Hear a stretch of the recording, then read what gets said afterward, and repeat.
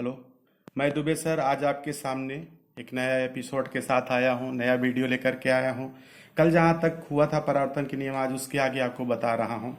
देखिए, हमारा जो परावर्तन होता है, जैसे मैंने कल बताया था कि परावर्तन हमारे दो प्रकार के होते हैं। एक नियमित परावर्तन होता है और दूसरा हमारा अनियमित परावर्तन होता है। तो मुझे ये जानना पड़ेगा कि नियमित परावर्तन क्या है, अनियमित परावर्तन क्या है, क्योंकि ये जो है लाइट का बेसिक है, ये जानिए। देखिए, नियमित परावर्तन क्या होता है कि जब कोई प्रकाश की किरण का परावर्तन जो है किसी चमकदार पृष्ठ से होता है, जैसे आपका दर्पण है, कांच, शीशा है, तो उससे जो परावर्तन होता है वो नियमित परावर्तन होता है। देखिए, इस प्रकार के परावर्तन में प्रकाश का परावर्तन चमकदार पृष्ठ से होता है, जैसे दर्पण। अब आप देखिए, ये मैंने लिया, ये अपना दर्पण है। यहाँ से ये किरण आई, यहाँ से टकराई, टकराने के बाद उसी दिशा पे वापस चली गई। ऐसे ढेर सारी किरणें आती हैं और परावर्तित होकर के वापस चली जाती हैं। ऐसे परावर्तन को हम नियमित परावर्तन कहते हैं। सेकेंड स्टेप पे चलते हैं। हमारा दूसरा प्रकार का परावर्तन है जिसको हम कहते हैं अनियमित परावर्तन। अनियमित परावर्तन का मतलब कि जब परावर्तन जो है चिकने तल से ना होके किसी खुरदुरे तल से होता है, तो आपका जो है अनियमित परावर्तन कहलाता है। मतलब कहने का कि इस प्रकार के परावर्तन में प्रकाश का परावर्तन किसी खुरदुरे सतह, जैसे आपका दीवार है, कागज है, छत है, आदि से होता है। अनियमित परावर्तन में क्या होता है कि प्रकाश की किरणें भिन्न भिन्न दिशाओं में बिखर जाती है। जैसे नियमित परावर्तन में भिन्न भिन्न दिशाओं पे नहीं बिखरती थी, लेकिन इसमें भिन्न भिन्न दिशाओं में बिखर जाती हैं। क्यों? इसका सबसे बड़ा कारण ये होता है कि खुरदुरी सतह के विभिन्न बिंदुओं पर खींचे गए अभिलंब परस्पर समांतर नहीं होते हैं। जैसे कि आपको बता दूं, ये जैसे मान लीजिए ये हमारा खुरदुरा तल है, ये देखिए खुरदुरा प्लेन है ही नहीं है, स्मूथ नहीं है, प्लेन नहीं है, ऐसे है। अब मान लीजिए यहां से एक आपतित किरण लाते हैं, यहां पर ये आपतन बिंदु बन जाएगा, इस वाले में ये आपतन बिंदु बना, इस वाले में ये बना, इसमें ये बना, इसमें ये बना। यहां से आपतित किरण आई और ये परावर्तित होकर उसी दिशा पे वापस लौट गई। अब बीच में देखो, यहाँ पर एकदम हिस्सा गायब है, पोर्शन नीचे है। अब यहाँ पर फिर ऊपर आया, फिर यहाँ पे परावर्तन हुआ, ऐसे गया। तो इस तरह से आप देख सकते हैं कि यहाँ पे जो ये आपका खींचे गए हैं, ये सारे बिंदुओं पर जो हमारी अभिलंब खींचे गए हैं, ये परस्पर समांतर नहीं होते हैं, इसलिए इसको हम अनियमित परिवर्तन कहते हैं, परावर्तन कहते हैं। जैसे इसमें लिखा है, इस प्रकार के परावर्तन में प्रकाश का परावर्तन किसी खुरदुरे सतह जैसे दीवार, कागज, छत आदि से होता है। अनियमित परावर्तन में प्रकाश किरणें विभिन्न दिशाओं में बिखर जाती हैं। इसका कारण यह है कि खुरदुरी सतह के विभिन्न बिंदुओं पर खींचे गए अभिलंब परस्पर समांतर नहीं होते हैं। अब इसके बाद एक हमारा आता है कि नियमित परावर्तन, अनियमित परावर्तन। अनियमित परावर्तन को हम विसरित परावर्तन भी कहते हैं। कभी कभी पूछ लेता है कि नियमित परावर्तन और विसरित परावर्तन में क्या अंतर है, तो कुछ विशेष अंतर है। जैसे कि अभी मैंने आपको परिभाषाओं में स्पष्ट किया कि जो नियमित परावर्तन होता है वह किसी चमकदार सतह से होता है, चिकने चमकदार सतह से परिवर्तन होता है। जबकि जो हमारा ये विसरित या अनियमित है, इसका परावर्तन खुरदुरे तल से होता है, यानी सतह से होता है। आप देख सकते हैं, नियमित परावर्तन में प्रकाश किरणें किसी चमकदार सतह से परिवर्तित होती हैं, जबकि अनियमित परावर्तन में प्रकाश किरणें खुरदुरी सतह से परावर्तित होती हैं। दूसरा डिफरेंस ये है कि नियमित परावर्तन में जिस तल से प्रकाश का नियमित परावर्तन होता है, उस तल में वस्तु का प्रतिबिंब बनता है। नियमित परावर्तन में प्रतिबिंब बनता है, जबकि विसरित या अनियमित परावर्तन में उसका प्रतिबिंब नहीं बनता। ये सबसे बड़ा डिफरेंस है नियमित और अनियमित, जिसे आप विसरित परावर्तन कहते हैं, इसमें डिफरेंस है। इसके बाद हम आगे चलते हैं। अब आपको बताते हैं कि विसरित परावर्तन के यूजेस क्या है। देखिए, विसरित परावर्तन के कई यूज है। जैसे आप पहला यूज कर लें तो आपको बता दूं कि यदि वस्तुओं के तल से विसरित परावर्तन ना हो तो वस्तुएं या तो काली दिखाई देंगी या तो अत्यंत ही चमकीली दिखाई देंगी, और इसके अलावा मुझे किसी प्रकार का कलर पता नहीं चलेगा। इसलिए विसरित परावर्तन का होना बहुत जरूरी है, क्योंकि अगर ये नहीं होगी तो केवल हम दो कलर में चीज देख पाएंगे, या तो मुझे काली दिखाई देंगी या तो चमकीली दिखाई देंगी।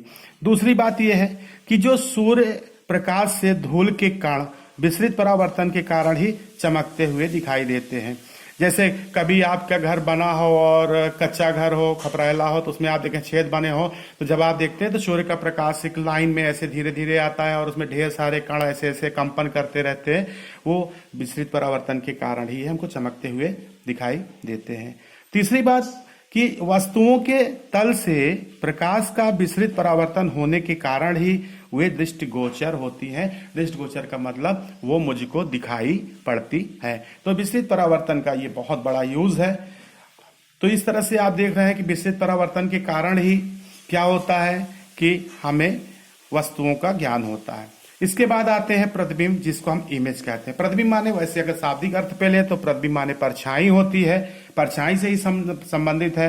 लेकिन प्रतिबिंब कहते किसे हैं? होता क्या है, जब किसी बिंदु वस्तु से चलने वाली प्रकाश की किरणें परावर्तन या अपवर्तन के पश्चात किसी बिंदु पर मिलती हैं अथवा किसी बिंदु से आती हुई प्रतीत होती हैं, तो उस बिंदु को वस्तु का प्रतिबिंब कहते हैं।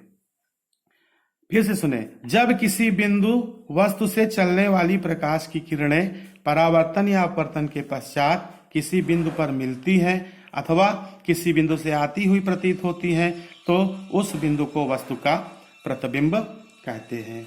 ठीक है ना। प्रतिबिंब हमारे दो प्रकार के होते हैं। एक हमारा होता है वास्तविक प्रतिबिंब और दूसरा होता है आभासी प्रतिबिंब। वास्तविक प्रतिबिंब का मतलब, जैसे मान लीजिए, ये आपका परिभाषा यहां से क्लियर कर रहा हूं कि जब किसी बिंदु वस्तु से, मान लीजिए ये बिंदु है, यहां पे ये वस्तु रखा गया है और यहां से ये किरण चली, यहां चलने के पश्चात दर्पण से टकराई, टकराने के पश्चात इसका परावर्तन हुआ और ये फोकस से होती हुई चली आई। ठीक है ना। तो ये जो दूसरा वाला बिंदु है, ये जो फिर यहां से देखिए वक्रता केंद्र से चली, यहां से जाने के बाद दर्पण से टकराई और उसी दिशा में वापस लौट जाती है, तो यहां पर ये जो बिंदु है, ये इसका जो है प्रतिबिंब कहलाएगा। ये वस्तु का ये प्रतिबिंब बना। यानी जब किसी बिंदु वस्तु से चलने वाली, ये बिंदु वस्तु है, से चलने वाली प्रकाश की किरण परावर्तन या अपवर्तन के पश्चात किसी बिंदु पर मिलती है उत्तल दर्पण में, और अवतल दर्पण में क्या होता है कि आती हुई प्रतीत होती है। जैसे कि आप इस चित्र के माध्यम से देख सकते हैं, ये देखिए, ये आपकी आती हुई यहाँ पे प्रतीत हो रही है, आभास हो रहा है। तो अगर वास्तव में मिलती है तो वास्तविक प्रतिबिंब कहलाता है, और मिलती हुई प्रतीत होती है तो आभासी प्रतिबिंब कहलाता है। तो आपको वास्तविक प्रतिबिंब की डिफिनीशन आपको बता दूं, समझा दूं कि वास्तविक प्रतिबिंब होता क्या है। आप देखें यहाँ पे कि जब किसी बिंदु वस्तु से चलने वाले प्रकाश किरणें परावर्तन या अपवर्तन के बाद किसी बिंदु पर मिलती है, तो इस बिंदु पर बना प्रतिबिंब उस वस्तु का वास्तविक प्रतिबिंब होता है। वास्तविक मतलब होता है रियल। रियल का मतलब बना हुआ, वास्तव में बना हुआ। तो अगर मिलेंगी तभी तो वास्तविक प्रतिबिंब बनेगा। अच्छा, दूसरी बात, वास्तविक प्रतिबिंब की कुछ बड़ी विशेष बातें होती हैं कि जब भी वास्तविक प्रतिबिंब आपका बनेगा, वो हमेशा उल्टा ही बनेगा, सीधा कभी भी नहीं बनेगा।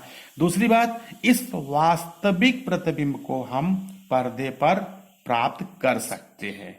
दूसरी बात आती है आभासी प्रतिबिंब की, जिसको हम कहते हैं वर्चुअल इमेज। मतलब ये प्रतिबिंब बनता नहीं है, केवल हम महसूस कर सकते हैं कि ऐसे बना होगा। जैसे आंख बंद करके आप तमाम चित्र देखते रहते हैं ना, आंखों के सामने चित्र चलते रहते हैं, मतलब आप महसूस करते हैं, एक्चुअल में वो चित्र होते नहीं। जैसे आप सपने उपने देखते हैं, चलते रहते हैं ना, तो वही आपका वर्चुअल इमेज है। या हम ये कह दें कि जब किसी बिंदु वस्तु से चलने वाली प्रकाश की किरणें परावर्तन अथवा अपवर्तन के बाद किसी बिंदु से आती हुई प्रतीत होती हैं, तो इस बिंदु पर बना प्रतिबिंब आपका आभासी प्रतिबिंब कहलाता है। अब दोनों में डिफरेंस देखिए कि आपका ये जो वास्तविक प्रतिबिंब है और ये आभासी प्रतिबिंब है, इनमें क्या अंतर है, हमको ये अंतर देखना है। तो सबसे बड़ी बात यह है कि मैंने बताया कि वास्तविक प्रतिबिंब सदैव उल्टा बनता है, जबकि आभासी प्रतिबिंब सीधा बनता है। वास्तविक प्रतिबिंब सदैव नीचे की ओर बनेगा, आभासी प्रतिबिंब ऊपर की ओर बनता है। दूसरी बात, वास्तविक प्रतिबिंब को हम पर्दे पर प्राप्त कर सकते हैं। अभी मैंने आपको बताया था जब वास्तविक प्रतिबिंब की परिभाषा बता रहा था कि वास्तविक प्रतिबिंब को हम पर्दे पर प्राप्त कर सकते हैं, जबकि आभासी प्रतिबिंब को हम पर्दे पर प्राप्त नहीं कर सकते हैं। तीसरी बात, महत्वपूर्ण बात, कि वास्तविक प्रतिबिंब में प्रकाश किरणें में से होकर जाती है, जबकि आभासी प्रतिबिंब में किरणें आती हुई प्रतीत होती है। तो इस तरह से आपने देखा कि वास्तविक और आभासी प्रतिबिंब में अंतर क्या है। अब हम चलते हैं दर्पण। दर्पण जिसे आप मिरर यानी शीशा कहते हैं, एक्चुअल में दर्पण होता क्या है कि, तो इसमें आपको मैं बता दूं कि दर्पण एक ऐसी युक्ति होती है जो अपने पर आपतित संपूर्ण किरणों को परावर्तित कर देती है। जैसे जब आप शीशे के सामने खड़े होते हैं तो आपका वैसे ही इमेज, जिस टाइप से आप हैं वैसे इमेज शीशे में आपका बनता है। अगर आप 2 कदम पीछे चलते हैं तो शीशे में जो आपके जैसा आदमी होता है वो भी 2 कदम पीछे की ओर चलता है। तो जितना भी आपतित किरणें होती है उनको परावर्तित कर देती है। तो ये दर्पण की परिभाषा हुई कि दर्पण ऐसी युक्ति है जो अपने पर आपतित संपूर्ण किरणों को परावर्तित कर देती है। बेसिकली मैंने जो भी डिफिनेशन लिया है एनसीईआरटी के तर्ज पे लिया है, एनसीईआरटी बेस्ड अपना कोर्स है। अब हम आपको एक विशेष बात दर्पण से संबंधित बताते हैं, बहुत विशेष बात। कांच पर टिन एवं मरकरी के यौगिकों की कलई करके दर्पण बनाया जाता है। कलई का मतलब होता है पीछे की ओर कला, उसमें जो है वो पेंट करना, कलई वही कहलाता है। क्योंकि अगर दर्पण में अगर पेंट ना हो तो फिर आपका प्रतिबिंब नहीं दिखेगा, उसमें परावर्तन होना चाहिए, अपवर्तन नहीं होना चाहिए। अब आपके दर्पण कितने प्रकार के होते हैं, बेसिकली बहुत अच्छी बात है। दर्पण आप तो वैसे भी जानते हैं कि 3 प्रकार के होते हैं, समतल दर्पण, गोलीय दर्पण और परवलयाकार दर्पण। अब सबसे पहले बात आती है कि हमारा प्लेन मिरर यानी समतल दर्पण क्या होता है। तो देखिए इस दर्पण का जो परावर्तक पृष्ठ होता है वो समतल होता है, प्लेन होता है। जैसे ये आपको कल मैंने बताया था बीते उस पे, तो ये देखिए ना, ये शीशा एकदम प्लेन होता है, चिकना होता है, एकदम समतल होता है। जैसे आपका शीशा ले लेना, आप कोई ऐसे ले लीजिए, उसमें डंडी लेके ऐसे चलाइए, कहीं उठी हुई नहीं मिलेगी, पूरे में वो बराबर ही मिलेगी, क्योंकि वो आपका समतल दर्पण होता है। इसके बाद आते हैं हम गोलीय दर्पण पे, स्फेरिकल मिरर के। तो गोलीय दर्पण उस दर्पण को कहते हैं जिसका परावर्तक पृष्ठ गोलीय हो, और ये आपके 2 प्रकार के होते हैं। कैसे 2 प्रकार के होते हैं ये चीज भी हम आपको बता रहे हैं। आप चाहें तो इसको जूम करके लिख सकते हैं, पूरी नोट्स तैयार कर सकते हैं। तो हम बता रहे थे कि गोलीय दर्पण हमारे 2 प्रकार के होते हैं, और उनमें से आपका ये पहला अवतल दर्पण। अवतल दर्पण ये आप देख सकते हैं, ये ऐसे बना हुआ है ना, देखिए कुछ गोला लेकर के शेप पे आया है, बाहर की ओर कलई किया गया है। दर्पण की सबसे बड़ी पहचान की इसमें कलई होती है। और अवतल दर्पण किसे कहते हैं, ये जो गोलीय दर्पण का परावर्तक पृष्ठ दबा हुआ होता है। परावर्तक पृष्ठ का मतलब इसकी बात कर रहा हूं, ये देखिए ना, यहाँ से दबा दबा, जैसे ये देखिए इधर उभरा है, इधर दबा दबा सा लग रहा है। और अगर बात करें अवतल दर्पण यानी कन्वेक्स मिरर की, अवतल का मतलब कनकेव मिरर हुआ, उत्तर दर्पण का मतलब कन्वेक्स मिरर हुआ। तो इसमें जो हमारा परावर्तक तल होता है ये बाहर की ओर देखिए उभरा हुआ आपको मिलेगा। तो इस गोलीय दर्पण का परावर्तक पृष्ठ उभरा हुआ होता है। और आप देखिए दोनों में डिफरेंस देख लीजिए, अवतल दर्पण में कलई बाहर की ओर होती है, उत्तल दर्पण में कलई अंदर की ओर होती है। दूसरा डिफरेंस कि अवतल दर्पण का जो परावर्तक पृष्ठ होता है वो दबा होता है, और उत्तल दर्पण का जो परावर्तक पृष्ठ होता है वो उभरा हुआ होता है। इसके बाद हम बात करते हैं दर्पण के द्वारक की। तो देखिए गोलीय दर्पण के सिरे के 2 बिंदुओं को मिलाने वाली सबसे बड़ी रेखा की लंबाई को दर्पण का द्वारक कहते हैं। फिर से देखिए दर्पण का द्वारक क्या होता है, गोलीय दर्पण के सिरे के 2 बिंदुओं को मिलाने वाली सबसे बड़ी रेखा की लंबाई को दर्पण का द्वारक कहते हैं। जैसे कि चित्र के द्वारा आपको स्पष्ट करते हैं।